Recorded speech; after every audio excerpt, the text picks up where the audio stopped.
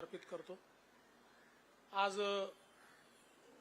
नूतनीकृत doctor Bhau Daji Lad संग्रहालयाच्या लोकार्पण समारोहामध्ये मंचावर उपस्थित माझे सहकारी मंत्री मंगल प्रभात लोढाजी, खासदार मिलिंद देवराजी, आमदार राजन ससिंगजी, महानगरपालिका आयुक्त भूषण गगरानीजी, अश्विनी जोशी, डॉक्टर अमित सैनी, श्रीमती तस्मीन मेहता, या ठिकाणी उपस्थित श्री महेश बालडी, श्रीमती यामिनी जाधव, श्री यशवंत जाधव, वास्तुविशारद विकास दिलावरी, या ठिकाणी उपस्थित सर्व मान्यवर आणि उपस्थित भगिनी आणि बंधूंनो, आज अतिशय आनंदाची गोष्ट आहे की भाऊ दाजी लाड संग्रहालय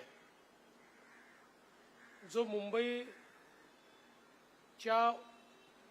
एकूण इतिहासामध्ये ज्या संग्रहालयाची एक अत्यंत अग्रणी अशा प्रकारची भूमिका आहे, हे संग्रहालय त्याच्यामध्ये सर्व प्रकारचं काम करून नूतनीकृत करून मुंबईच्या आणि देशाच्या जनतेकरता खुलं झालेलं आहे।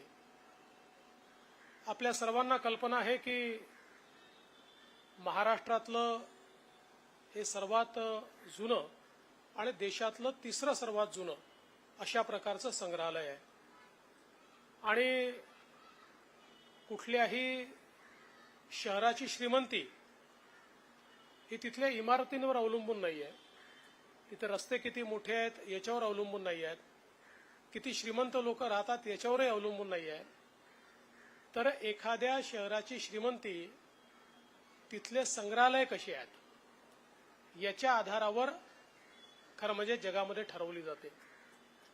जगातली जी उत्तम शहरं मानली जातात, या प्रत्येक उत्तम शहरामध्ये अतिशय सुंदर अशा प्रकारची संग्रहालय आपल्याला पाहायला मिळतात, कारण ही संग्रहालय ही सभ्यतेचं प्रतीक असतात, संस्कृतीचं प्रतीक असतात, इतिहासाचं प्रतीक असतात।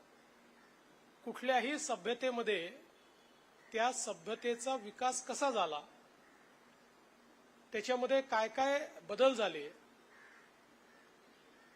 कुठल्या काळामध्ये कशा प्रकारचे व्यवहार होते, कशा प्रकारचा व्यापार होता, कशा प्रकारचे खेळ होते, कशा प्रकारची युद्धनीती होती, या सगळ्या गोष्टी इतिहासाकरता आणि भविष्याकरता अत्यंत महत्त्वाच्या असतात आणि या सगळ्या गोष्टी त्या समाजाची रचना आणि त्या समाजाचा एक विकास आपल्यासमोर मांडत असतात आणि म्हणूनच अशा प्रकारच्या संग्रहालयाच्या माध्यमातून हा जो काही आपला संपूर्ण विकासाचा मार्ग आहे, हा येणाऱ्या प्रत्येक पिढीला समजला पाहिजे, तो त्यांच्यापर्यंत पोहोचला पाहिजे, याकरता अशा प्रकारची संग्रहालय ही अत्यंत आवश्यक असतात। खरं म्हणजे आपला भारत देश हा त्या बाबतीत थोडा दुर्दैवी राहिला, कारण जगातली सर्वात जुनी कंटिन्युअस सिव्हिलायझेशन म्हणून भारतीय सभ्यतेकडे पाहिलं जातं। ज्यांना जगातल्या जुन्या सिव्हिलायझेशन्स मानलं जातं त्याही 4000-5000 वर्षापेक्षा जुन्या नाही आहेत, पण आज आमच्याकडे मोंजदाडो हरप्पा असेल किंवा राखीगडी असेल किंवा बिरान्ना असेल, या ठिकाणी संपूर्ण विकसित अवस्थेतल्या ज्या सभ्यतांचे अवशेष सापडले, ज्याला आपण सिंधू सभ्यता म्हणतो, हे किमान 10,000 वर्षापूर्वीचे आहेत। म्हणजे जेव्हा जगातले अनेक देश हे कदाचित अश्मयुगात होते, अशा परिस्थितीमध्येही संपूर्ण विकसित व्यवस्थेतली नगरं ही 10,000 वर्षापूर्वी आमच्याकडे होती, ज्या नगरांमध्ये स्थापत्य कलेचा संपूर्ण आविष्कार पाहायला मिळायचा, ज्या ठिकाणी उत्तम इमारती होत्या, बहुमजली इमारती होत्या, ज्या ठिकाणी ड्रेनेजेसची व्यवस्था होती, ज्या ठिकाणी सर्व प्रकारचे बाजार होते। त्यामुळे ही जी काही आमची एक मला असं वाटतं मोठी धरोहर आहे, ही दुर्दैवाने आक्रमणांमुळे किंवा अनास्थेमुळे आम्ही ती अशा प्रकारच्या संग्रहालयांमध्ये रूपांतरित करू शकलो नाही किंवा किंबहुना त्या संदर्भात त्याचं जे कन्झर्वेशन आहे हे आपण योग्य प्रकारे करू शकलो नाहीत. पण मला या गोष्टीचा आनंद आहे की अलीकडच्या काळामध्ये आपल्याही देशामध्ये या संदर्भात मोठ्या प्रमाणात जागृती झाली आहे आणि अनेक अशा प्रकारचं काम करणारे लोक ज्यांच्याशी मी चर्चा करतो ते तर असं म्हणतात की अशा प्रकारच्या सिव्हिलायझेशनची खाण भारत आहे. भारतामध्ये तुम्ही जिथे उत्खनन कराल त्या ठिकाणी तुम्हाला सिव्हिलायझेशन सापडेल. अशा प्रकारच्या परिस्थितीमध्ये मला असं वाटतं की अशा प्रकारची संग्रहालय ही अत्यंत महत्वाची आहे. आपल्याला कल्पना आहे की भाऊ दाजी लाड हे खरं म्हणजे ग्रँड मेडिकल कॉलेजच्या पहिल्या बॅचचे डॉक्टर होते आणि अतिशय प्रथितयश अशा प्रकारचं व्यक्तिमत्व होतं. पण संपूर्ण जीवन त्यांनी आपल्या समाजाकरता त्या ठिकाणी घालवलं. अनेक भाषा त्यांना यायच्या, संस्कृत त्यांना चांगली यायची, इंग्लिश, मराठी, गुजराती अनेक भाषा त्यांना यायच्या आणि विशेषतः ज्या काही जुन्या लिपी होत्या, जुनी नाणी होती, या सगळ्या गोष्टींचा संग्रह करणं आणि त्यासोबत त्या गोष्टी ज्या आहेत त्या समजून घेणं किंवा त्याचं इंटरप्रिटेशन करणं ही देखील त्यांच्याकडे कला होती. आणि म्हणूनच ज्यावेळी अशा प्रकारचं हे संग्रहालय बांधण्याचा निर्णय झाला त्यावेळी त्याच्यामध्ये त्याच्याकरता निधी जमा करणे, कारण सरकारने केवळ हे बांधलं नाही तर जनतेने पैसा देऊन त्या काळामध्ये बांधलं, तर तो निधी जमा करण्यामध्ये त्यांचा एक मोठा वाटा होता, महत्वाचा वाटा होता.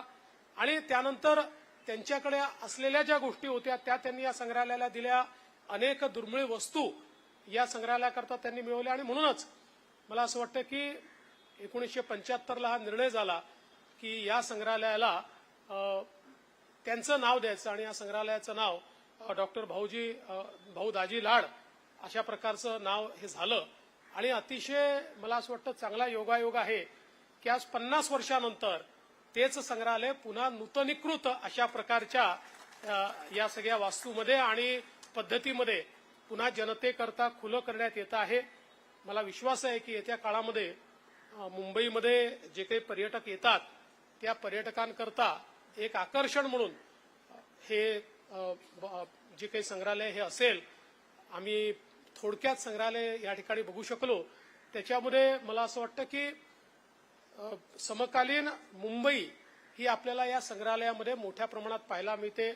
जीवन पद्धती पाहायला मिळते, मुंबईचे वैशिष्ट्य पाहायला मिळतात, आपली मंदिरं, देवदेवता त्या काळी कशा प्रकारची जीवन पद्धती होती ही आपल्याला पाहायला मिळते. दुर्मिळ छायाचित्र, दुर्मिळ स्क्रिप्ट्स अशा सगळ्या गोष्टी या ठिकाणी पाहायला मिळतात. त्यामुळे एकूणच भारतीय जीवनमानाचा एक वेगळ्या प्रकारचा अनुभव या संग्रहालयाच्या माध्यमातून आपण घेऊ शकतो.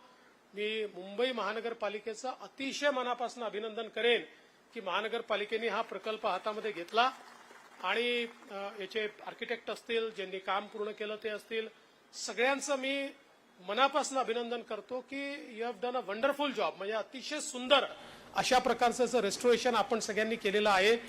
पाहिल्यानंतर त्याची जी क्वालिटी आहे, त्याचा जो दर्जा आहे हा अतिशय उत्तम अशा प्रकारचा दर्जा आपल्याला पाहायला मिळतोय. आणि आता भविष्यातही मला असं वाटतं की याचे जे क्युरेटर असतील ते याचा जो काही दर्जा आहे तो राखतील. कारण आपल्याकडे एकदा ओपन झाल्यानंतर इतक्या मोठ्या प्रमाणात जनता ते पाहण्याकरता येते की अनेक वेळा त्याला जे काही म्हणजे एक सॅनिटाईज करणं जो विषय असतो तो राहून जातो आणि मग त्यातनं थोडी त्याच्यामध्ये खराबी येते, तर ती येणार नाही हा मला विश्वास आहे. त्यामुळे जेवढं सुंदर हे आज आपल्याला दिसतंय 2 वर्षांनी 5 वर्षांनी आपण गेलो तर ते त्याहीपेक्षा अधिक समृद्ध आपल्याला दिसेल अशा प्रकारचा विश्वास व्यक्त करतो. महानगरपालिकेचं मनापासून अभिनंदन करतो आणि या चांगल्या कार्यक्रमाकरता मला निमंत्रित केलं त्याबद्दल आभार मानून माझे 2 शब्द संपवतो. जय हिंद, जय महाराष्ट्र.